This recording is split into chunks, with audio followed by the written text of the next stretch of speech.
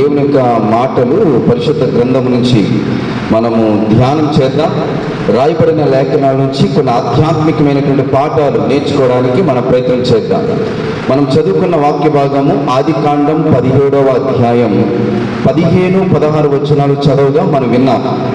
ఈ 17వ అధ్యాయంలో 15-16 వచనాల్లో ఎవరి గురించి రాయబడింది అంటే అబ్రహాము భార్య అయిన శారా గురించి రాయబడింది. ఒక స్త్రీ గురించి ఎవరు చెబుతున్నారు అంటే దేవుడు చెబుతున్నాడు. ఈ మాటలు దేవుడు చెబుతున్నాడు. ఎవరితో చెబుతున్నాడంటే అబ్రహాముతో చెబుతున్నాడు. అబ్రహాముతో ఎవరి గురించి చెబుతున్నాడంటే తన భార్య అయిన శారా గురించి దేవుడు చెబుతున్నాడు.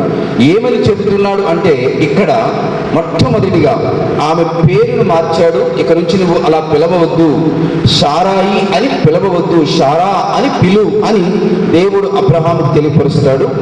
ఆ తరువాత దేవుడు ఏమంటున్నాడంటే 16వ వచనంలో, నేను ఆమెను ఆశీర్వదిస్తాను, ఆమె వలన నీకు కుమారుడు కలుగు చేస్తాను, నేను ఆమెను ఆశీర్వదిస్తాను.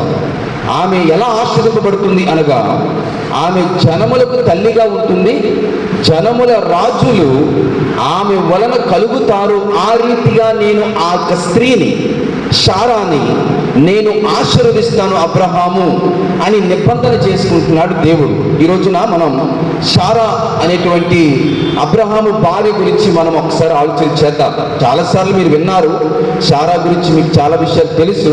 కానీ మీకు తెలియని ఇంకొన్ని విషయాలు మీకు నేను చెప్పడానికి ఇష్టపడతాను. జాగ్రత్తగా వినండి. ఇంతకు ఇక్కడ నా ప్రశ్న ఏమిటంటే, ఎందుకు దేవుడు శారాయి అనేటువంటి పేరును శారాగా ఎందుకు మార్చాడు అనేది మొట్టమొదటి ప్రశ్న. ఎందుకు దేవుడు తన పేరును మార్చాలి? పేరు మార్చకుండా దేవుడు కార్యం చేయలేడా? అబ్రాహాముకి అబ్రహాము అని పేరు పెట్టాడు, యాకోబుకి ఇజ్రాయేలు అని పేరు పెట్టాడు, యదథ్య అని పిలువబడుతున్న ఆ యొక్క సొలొమోను పేరు కూడా మార్చబడింది. సొలొమోను పేరు అసలు పేరు యదథ్య. విన్నారా? ఎప్పుడైనా కూడా ప్రవక్త వచ్చి చెప్తాడు, ఆ పేరు పెట్టమని చెప్తాడు నాతాను ప్రవక్త ద్వారా. తర్వాత కాలంలో సొలొమోను అని పేరు మార్చబడుతుంది. ఇలాగ చాలా మంది పేర్లు మార్చుకుంటూ వెళ్తుంది పరిశుద్ధ గ్రంథం. ఎందుకు పేర్లు మారుస్తున్నాడు దేవుడు? ఏంటి ఆయన యొక్క ఉద్దేశం? పేర్లు మార్చకుండా కార్యం చేయలేడా? అలా కాదు. ఆ పేరు మార్చటం వలన దేవుని ఉద్దేశం వేరు. శారాయి అనేటువంటి మాటకు అర్థం ఏమిటి అనగా ఆమె నా యువరాణి అని అర్థం, నా యువరాణి అని అర్థం, ఆమె నా రాజ వంశపు స్త్రీ అని అర్థం. అబ్రహాముకి శారాయి తన జీవితానికి సంబంధించిన ఒక యువరాణి, ప్రిన్సెస్ అంటారు, అంటే యువరాణి అని అర్థం. అయితే దేవుని ఉద్దేశం ఏమిటంటే ఆ యువరాణి అబ్రహాముకు మాత్రమే యువరాణిగా ఉండకూడదు, అది యోధా జాతి అంతటికీ కూడా ఆమె యువరాణిగా ఉండాలి. అంటే శారా అనే మాటకు అర్థం ఏమిటంటే యువరాణి అని అర్థం. సో శారా అనేటువంటి మాటకు అర్థం ఏమిటంటే జనములకు తల్లిగా ఉండాలి. ఆమె యోధా జాతికి అంతటికీ కూడా ఆమె ఒక తల్లిగా ఉండాలి, ఒక రాణిగా ఉండాలి అని భావనతో ఇక నుంచి అబ్రహాముని భార్యను శారాయి అని పిలవద్దు, శారా అని పిలు అని దేవుడు సెలవిస్తాడు, తెలియపరుస్తాడు. నేను ఈ రీతిగా ఆశీర్వదిస్తాను శారాని. ఏ రీతిగా? ఆమె జనములకు తల్లిగా ఉంటుంది, జనముల రాజులు ఈమెల నుండి వస్తారు. ఆమెను నేను ఆశీర్వదిస్తాను, ఆమెను నేను బలపరుస్తాను, ఆమె ద్వారా నీకు కుమారుడును కలుగు చేస్తాను అని వాగ్దానం చేస్తున్నాడు దేవుడు అబ్రహాముతో. జాగ్రత్తగా వినాలి. శారా గురించి ఆలోచించేద్దాం. మనందరికీ అబ్రహాము బాగా పరిచయం. అబ్రహాము విశ్వాసం గొప్పదని, అబ్రహాము గొప్పోడని, అబ్రహాము ఇలాంటి వాడని, అబ్రహాము విశ్వాసులకు తండ్రి అని మనం చాలా ఎక్కువగా అబ్రహాము గురించి ధ్యానిస్తూ ఉంటాం. కానీ ఏమాత్రము తీసిపోయినటువంటి స్త్రీ అబ్రహాము భార్య శారా ఉంది. శారా తన భర్త విశ్వాస ప్రమాణాన్ని, విశ్వాసములో నమ్మకములో భాగ్యస్వామ్యాన్ని కలిగి ఉన్నటువంటి స్త్రీ శారా. వాస్తవానికి శారా ఎలాంటిది అంటే జాగ్రత్తగా వినాలి. యూదుల చరిత్ర కాలంలో ఈమెకంటూ ఒక గ్రంథం రాయబడింది. యూదులకు పుస్తకాలు ఉండేవి. ఆ యొక్క సాంప్రదాయ గ్రంథాల్లో మిత్రాస్ అనేటువంటి పుస్తకం ఉంటుంది. మనకి ఎలాగైతే 66 పుస్తకాలు ఉన్నాయో అలాగే యూదులకు వారి యొక్క చరిత్ర గ్రంథాలుగా కొన్ని గ్రంథాలు ఉండేవి. అందులో మిత్రాస్ అనేటువంటి గ్రంథం ఉంది. ఆ మిత్రాస్ అనేటువంటి గ్రంథములో ఎస్పెషల్లీ శారా గురించి రాయబడింది. శారా ఎలాంటి స్త్రీ, శారాకున్న గొప్పతనం ఏమిటి, ఎందుకు దేవుడు పర్టికులర్గా శారా గురించి మాట్లాడుతున్నాడు? బైబిల్లో మీకు పురుషుల పేర్లు మార్చినట్టుగా ఉంటుంది కానీ స్త్రీల పేర్లు మార్చినట్టుగా ఎక్కువగా కనిపించదు. స్త్రీల పేర్లు మార్చుటలో కేవలం దేవుడు ఎవరి పేరు మార్చాడు అంటే శారా పేరు మాత్రమే మార్చాడు. మిగిలిన వారి పేర్లు మార్చలేదు. ఎవరైనా ఉన్నారా స్త్రీ పేరుని దేవుడు మార్చాడని? రూతు గ్రంథం ప్రకారం, ఎస్తేరు గ్రంథం ప్రకారం ఎస్తేరు పేరు ఒక రాజు మార్చాడు కానీ దేవుడు మార్చలేదు. ఓకే, ఇంకే స్త్రీ పేరైనా మార్చబడిందా బైబిల్లో? ఎవరు? సంసోనా మగోడుగా? ఎవరి పేరు? మ్యాక్సిమం మీకు కనిపించదు. స్త్రీలు పేర్లు దేవుడు మార్చినట్టుగా మీకు కనిపించదు. పురుషుల పేర్లు మార్చినట్టుగా మీకు కనిపిస్తుంది. అబ్రహాం అయ్యాడు కదా, యాకోబు ఇజ్రాయేలు అయ్యాడు, ఇంకా చాలా మంది పేర్లు మార్చాడు దేవుడు బైబిల్లో. కానీ ఎవరి పేరు? స్త్రీల పేర్లు ఎక్కువగా మార్చలేదు. ఒకే ఒక్క స్త్రీ పేరు మార్చబడింది, ఆమె శారా. ఎవరమ్మా? ఇంకా మారా. అది వేరు. అది కోనేరమ్మ, అదొక ఏరు. ఆ ఏరు నీళ్లు చేదుగా ఉండేవి. ఇజ్రాయేలీ 15వ అధ్యాయం నిర్గమకాండంలో వారు ఆ చేదు నీళ్లు తాగలేకపోయారు. మారా అంటే చేదు అని అర్థం.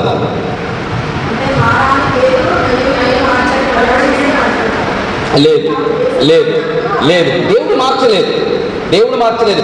ఆమె అనుకుంది, నన్ను మీరు నయోమి అని పిలవకండి, నన్ను మారా అని పిలవండి అని నయోమి అంటుంది, కానీ దేవుడు కాదు.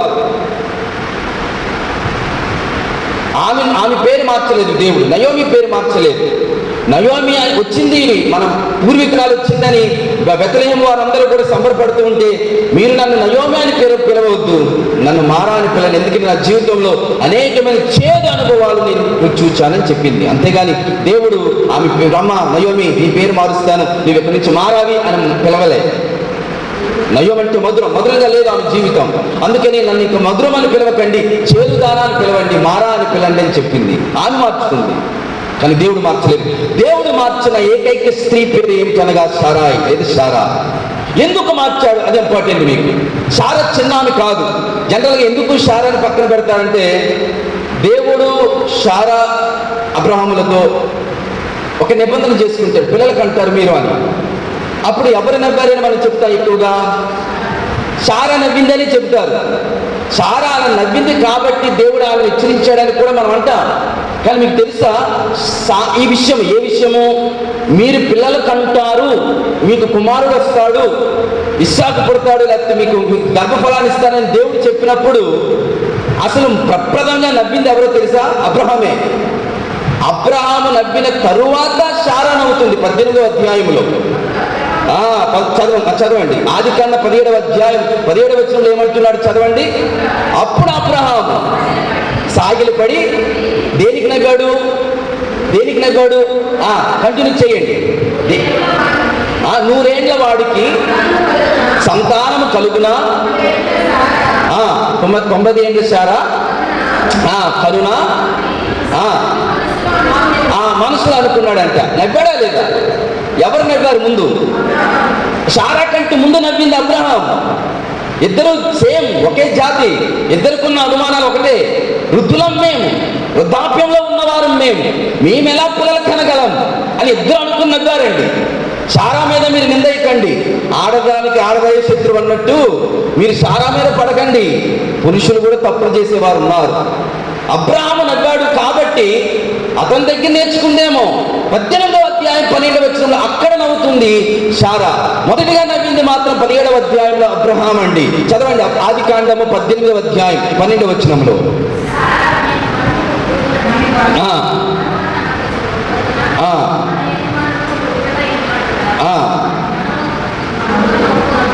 ఆమె కూడా తనలో నవ్వుకుంది, ఇతగాడు కూడా మనసులో నవ్వుకున్నాడు. కాజ్ ఏమిటి? ఈ వృద్ధులం, శరీరం సహకరించదు, మేము ఎలా పిల్లలు కనగలం? చెబుతున్నవాడు దేవుడు, అయినా కూడా వీరికి సమ్మశక్యము కాదు. వారి నమ్మకం ఏమిటి? హైలీ ఇంపాసిబుల్, మా వృద్ధాప్యంలో మేము పిల్లలు కనడం అనేది సాధ్యము కాదు. ఉన్నారు. ఇద్దరిలోనూ ఉండే మిస్టేక్. ఇద్దరు కూడా అంత నమ్మకం లేదు దేవుని మీద. ఇద్దరు నవ్వుకున్నారు, హృదయంలో నవ్వుకున్నారు, బయటకు చెప్పకపోయినా పరిశుద్ధాత్మ దేవుడు దానిని మోషే ద్వారా బహిర్గతం చేశాడు. ఈయన మనసులో నవ్వుకున్నది ఎవరికి తెలిసింది? దేవునికి తెలిసింది. అందుకే మోషేతో దేవుడు ఆ యొక్క లేఖనాలు ఆది కాండంలో రాయించాడు. ఇద్దరు నవ్వుకున్నారు. కానీ శారా ఆర్డినరీ ఉమెన్ కాదండి. అత్య ఉన్నతమైన స్థాయిలో ఉన్నటువంటి స్త్రీ శారా. అబ్రహాము కంటే, మళ్ళా చెప్తున్నాను, అబ్రహాము కంటే శారా ఉన్నతమైన స్థాయిలో ఉన్న స్త్రీ.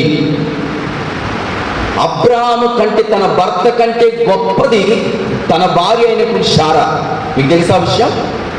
అందుకనే అబ్రహాము యందు దేవుడు ఏ కనికరం చూపించాడు, రెండంతల కనికరం శారా జీవితంలో దేవుడు చూపించాడు. చెప్పండి, ఇప్పుడు పిల్లలు కలగకపోవడానికి గల కారణము అబ్రహామా శారాయా? అంటే మనందరం కూడా అబ్రహాం అని అంటాం. కాదు, అబ్రహాములో ఏ లోపము లేదండి. అబ్రహాము పిల్లలు కనే సత్తువ సామర్థ్యము ఉన్నవాడు.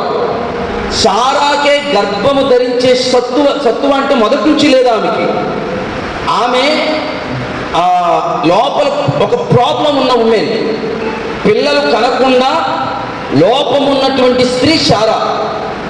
అబ్రహాములో ఆ లోపం లేదు. ఒకవేళ అబ్రహాములో ఆ లోపం ఉంటే ఆగరుతో కూడినప్పుడు పిల్లలు పుట్టే ప్రసక్తి లేదు.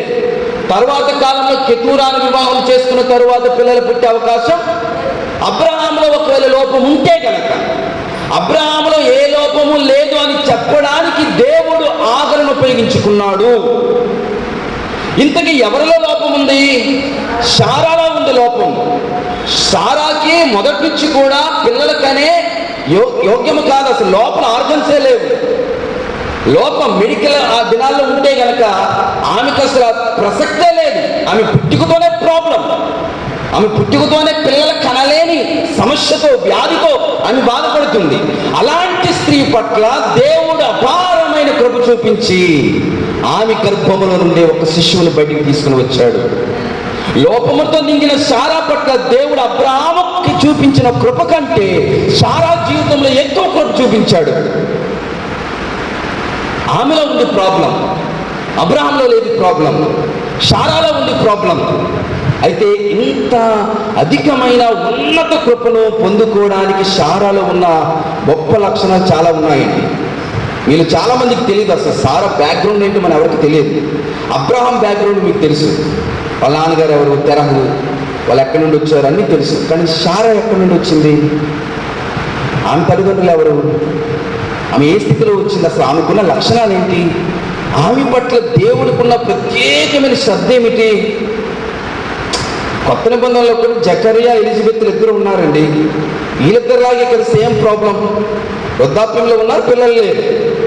జకర్యాతో మాట్లాడిన దేవుడు ఎలిజబెత్ విషయంలో ప్రత్యేక శ్రద్ధ అయితే తీసుకోలేదు. కానీ ఇదే సంతానం యొక్క కాంటెక్స్ట్లో, సంతానం ఇస్తాననే విషయంలో అబ్రహాముతో మాట్లాడుతున్న దేవుడు శారా గురించి ఎక్కువగా మాట్లాడుతున్నాడు. కారణము మీకు తెలియదండి. శారా ఎలాంటిదో తెలుసా మీకు? అర్థం చేసుకోండి. ఆమె దైవ ప్రవచన శక్తి కలిగిన స్త్రీ అండి. ఆమె ఎలాంటిది? ప్రవచన వరము కలిగిన స్త్రీ. పరిశుద్ధ గ్రంథంలోనే మనం చూడగలం. ఈమె అబ్రహాము కంటే ఎక్కువగా దేవునితో సంభాషణ జీవితం కలిగిన స్త్రీ. అబ్రహాము ఆయా కాలాల్లో మాట్లాడేవాడేమో కానీ ఈమె నిత్యము దేవునితో మాట్లాడుతున్న ఒక దైవ భక్తి కలిగిన స్త్రీ అండి. ఈమె ఒక ప్రవచనాత్మకమైనటువంటి స్త్రీ, ప్రవచించగలిగే స్త్రీ. ఒకనొక సందర్భంలో ఆగరుకు పుట్టినటువంటి ఇష్మాయేలుతో సహా తన ఇంటి వారందరినీ కూడా పంపించి వేసే సమయంలో శారా కోరినప్పుడు అబ్రహాము దానికి ఎటువంటి సమాధానం ఇవ్వలేకపోతాడు. అంటే ఆగను పంపించేయాలి, ఇష్మాయేలును కూడా పంపించేయాలని శారా అంటుంది. అప్పుడు అబ్రహాము మొదట్లో అంగీకరించాడు.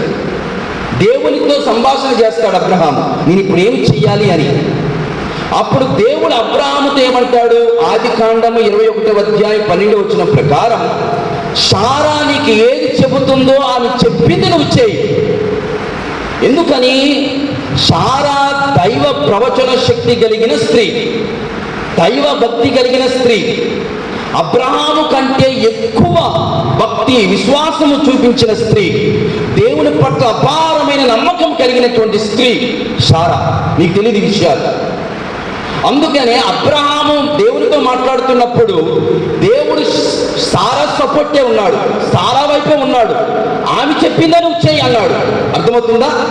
ఆమె చెప్పింది నువ్వు ఎందుకు చేస్తావు అబ్రహాము? నేను చెప్పింది చేయి అని అనలేదు. నీ భార్య అయిన శారా చెప్పింది చేయి. కారణం, ఆమె ఒక నడవడికలో ఉంది, దేవుని చిత్తం చేస్తుంది, ప్రవచనాత్మకమైన జీవితం కలిగిన అమ్మాయి, దైవభక్తి కలిగినటువంటి అమ్మాయి. అందుకని శారా చెప్పింది నువ్వు చేయి అబ్రహాము. అబ్రహాము విశ్వాసం తక్కువ ఎవరితో పోలిస్తే? శారా జీవితంతో పోలిస్తే. తెలుసా మీకు ఆ విషయం? దైవ ప్రవచన శక్తి కలిగినటువంటి స్త్రీ. అందుకే ఆమె పట్ల ప్రత్యేకమైన శ్రద్ధ దేవునికి ఉంది. బైబిల్ అంతట్లో ఏ స్త్రీని గురించి అంతగా మాట్లాడలేదు దేవుడు. పేరు కూడా మార్చలేదు, ఈమెను పేరు మార్చాడు. ఈమె గురించి ప్రత్యేకంగా తన భర్తతో మాట్లాడుతున్నాడు దేవుడు. తరువాత ఈమె ఎలాంటిదో తెలుసా అండి? విశ్వాసములో, నమ్మకములో తన భర్తతో పాటు భాగ్యస్వామి కలిగినటువంటి స్త్రీ అండి. ఎలా భక్తి కలిగినటువంటి స్త్రీ అంటే జాగ్రత్తగా వినాలి. అబ్రహాము ఆ దినాలలో ఒకే ఒక దేవుణ్ణి, యెహోవా దేవుణ్ణి నమ్మి అనేక పురుషులకు, అనేక ప్రజల మధ్య సాక్షిగా బ్రతికాడు. ఈమె కూడా స్త్రీల మధ్య ఆ యొక్క ఏకైక దైవాన్ని, ఏకైక దేవుణ్ణి బోధించేది. ఆమె మనలాగా మౌనంగా ఉండేది కాదు. ఆమె అప్పట్లోనే, పూర్వకాలంలోనే స్త్రీలకు దేవుని గురించిన విషయాలు బోధించగలిగే ఒక స్త్రీ ఆమె. అంత మాత్రమే కాదు, యూదులకు ప్రప్రథమైనటువంటి మాతృమూర్తి, లేకపోతే తల్లి ఎవరు అంటే శారా. యూదులకు 4 తల్లులు ఉంటారండి. అంటే తండ్రికి చేస్తున్న స్త్రీలు కాదు, ఆత్మీయ తల్లులు 4 ఉన్నారు. వాళ్ళు ఒకరు, మొట్టమొదటి తల్లి, ఆత్మీయ తల్లి ఎవరంటే శారా. ఎవరికి? యూదులకు. రెండవ తల్లి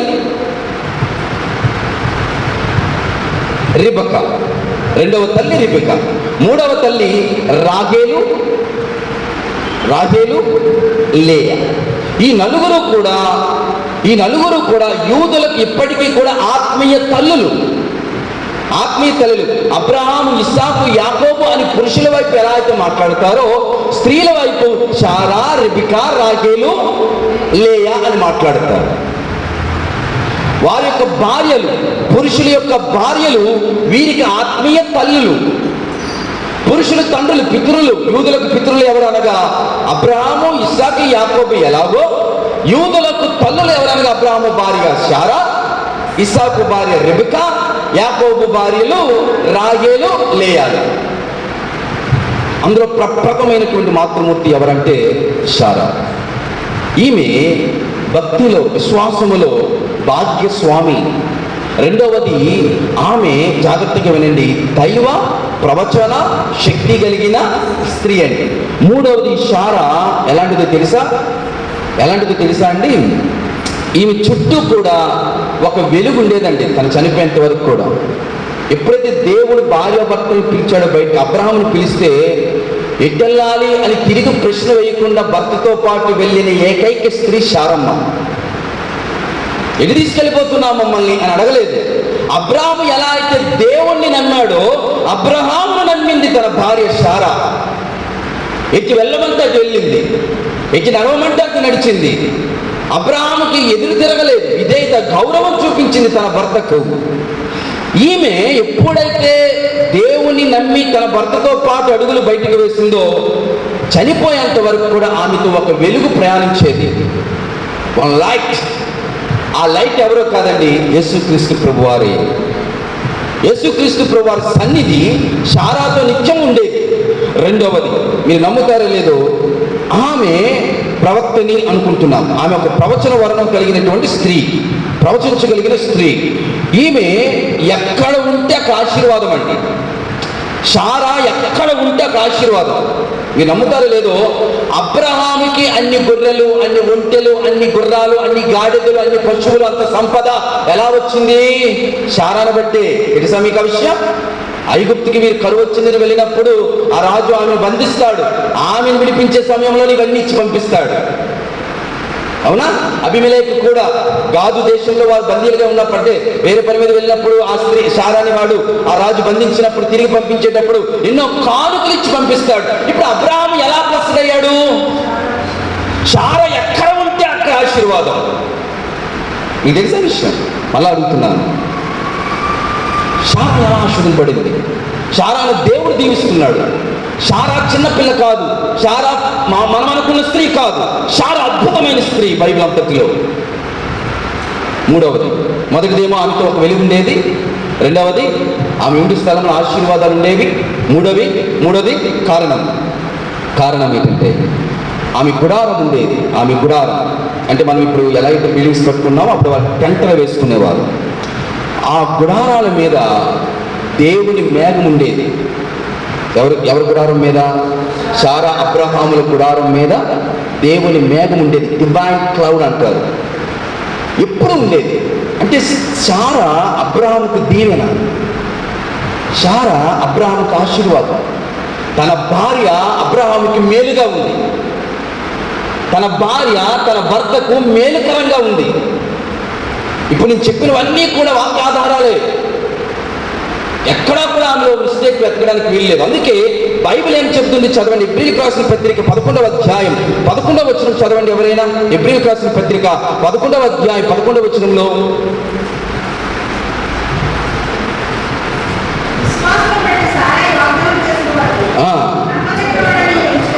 ఎవరు ఎంచుకున్నారు? శారా ఎంచుకుంది. ఏమని ఎంచుకుంది? వాగ్దానము చేసిన దేవుడు నమ్మదగిన వాళ్ళని ఎంచుకుందామే. అందుకే ఆమె గురించి విశ్వాసుల జాబితాలో ఆమె పేరు రాయబడింది.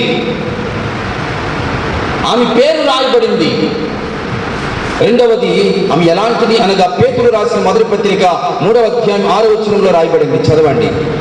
పేతురు రాసిన మొదటి పత్రిక గట్టిగా చదవండి. ఆ ప్రకారము శారా అబ్రాహామును యజమాని అని పిలుచుచు అతనికి లోబడి ఉండెను. చాలండి. ఇప్పుడు శారా యొక్క గుణం ఏమిటి? తన యొక్క యజమానుడైన తన భర్తని యజమానుడిగా భావించి ఏం చేసింది? లోబడుతూ వచ్చిందంట. అందుకే శారా జీవితం అద్భుతమైనదండి. శారాను బట్టి మనం ఖచ్చితంగా దేవుని స్తుతించాలి. ఆమె చెప్తారా? ప్రభుని గణపరచాలి. ఇంతవరకు మీరు విని ఉండరు శారా గురించిన విషయాలు. శారా ఎలాంటి, అందుకే ప్రత్యేకమైన శ్రద్ధ దేవుడు అబ్రహాము భార్య అయిన శారా పట్ల కనపరిచాడు. ఈ రోజున నా ప్రశ్న ఏమిటంటే, శారా జీవితాన్ని ధ్యానిస్తున్న మనం మన అనుదిన ఆధ్యాత్మికమైన పాఠం ఏమిటనగా, శారా అనే ఒక భార్య తన భర్తకు ఆశీర్వాదకరంగా, దీవెనకరంగా, మేలుకరంగా ఉంది. ఆమె తన భర్తకు విధేయత, లోబడే జీవితం ఆమెది. ఆమె తన భర్తను యజమానుడుగా భావించింది. ఆమె తన యొక్క భక్తి జీవితంలో తన భర్తను వెంబడించింది. ఆమె దేవునితో తన భర్త కంటే ఎక్కువ సమయం గడిపేది. ఇవన్నీ కలబోసి అబ్రహామును సరైన మార్గంలో నడిపించగలిగే ఒక మార్గంగా మారింది శారా. నా ప్రశ్న, ఎలా అయితే అబ్రహాముకు శారా మేలుకరంగా, ఉపయోగకరంగా, ఆశీర్వాదకరంగా ఉండిందో, మరి ఈ రోజున భార్యలైన మీరు మీ భర్తలకు ఏ రీతిగా మేలుకరంగా ఉన్నారు? ఈ రోజున భార్యలైన మీరు మీ యొక్క భర్తలకు, మీ యజమానులకు లోబడుతున్నారా? విధేయత చూపిస్తున్నారా? వారి మాట వింటున్నారా? వారి కొరకు ప్రార్థిస్తున్నారా? వారికంటే ఎక్కువ సమయం దేవుని సన్నిధిలో మీరు గడపగలుగుతున్నారా? వారిని సరైన మార్గంలో నడిపించుకోవడానికి మీరు ప్రయత్నిస్తున్నారా? మీరు మేలుగా ఉన్నారా, కీడుగా ఉన్నారా కుటుంబానికి అని ఈ రోజున ప్రతి స్త్రీ కూడా శారాను బట్టి ఆలోచన చెయ్యాలి. నీవు కంపల్సరీగా తప్పకుండా నీ ఇంటికి నీ భర్తకు మీరు మేలుకరంగా ఉండాలి. అది దేవుడు ఆశీర్వాదం, దేవుడిచ్చిన నడిపింపది. ఈ రోజున శారా ఆ రకమైన జీవితాన్ని గడిపి యూదులందరికీ కూడా, సర్వమానవానికి తల్లిగా మారింది. జనములకు తల్లిగా ఆశీర్వదించాడు దేవుడు. ఒకే కొడుకు, కానీ ఆ కొడుకు నుండి సర్వలోకాన్ని రక్షించే జీవదాత యేసుక్రీస్తు ప్రభువారు ఆ వంశం నుండి బయటకు వచ్చాడు. నువ్వు మేలుకరంగా ఉండాలి, ఉపయోగకరంగా ఉండాలి, ఆశీర్వాదకరంగా ఉండాలి, దీవెనకరంగా ఉండాలి. నీవు, నీ కుటుంబానికి, నీ భర్తకు, నీ పిల్లలకు ఆ కృప పరిశుద్ధుడైన దేవుడు మీకందరికీ అనుగ్రహించునుగాక. ఆమేన్. నాకు ఈ అవకాశం ఇచ్చినందుకు మీకు అందరికీ మరొకసారి వందనాలు.